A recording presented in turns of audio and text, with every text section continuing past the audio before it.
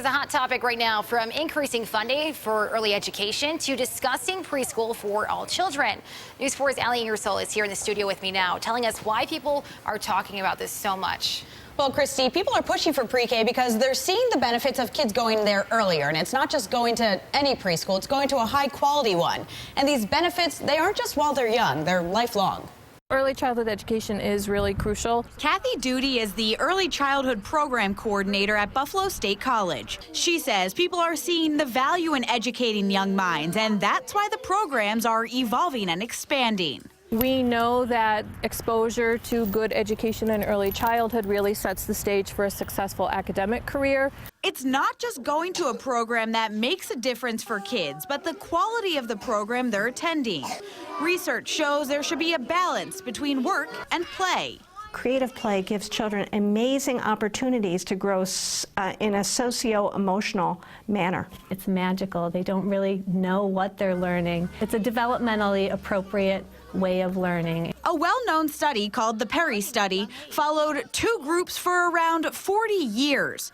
Those who went to high-quality early education programs and those in low-quality or no programs. During the longitudinal study, the research showed those in high-quality programs had higher earning capacities, furthered their education, had better test scores, and were less likely to have run-ins with the justice system. Duty and other early educators say the children in these programs are more successful because they're learning life skills masked in playtime at an earlier age.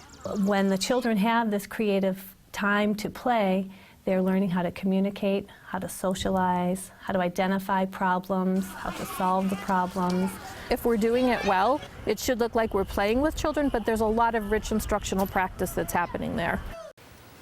So when these kids are going to these high-quality programs, it's likely that if they do have a developmental disability or any special needs, they'll be diagnosed earlier, and then they can be front-loaded, and all of that funding can help them, and then they won't really need as much help later on in life either. So it's pretty interesting, this study. Right, it makes sense. What about for parents? So if you're trying to find a preschool for your child, how can you tell if it is the higher quality?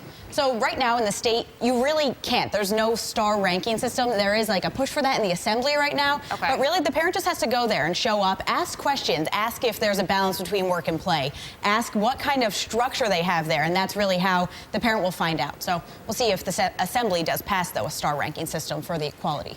Interesting. We'll keep our eye on that. Mm-hmm. Thanks so much, Ali.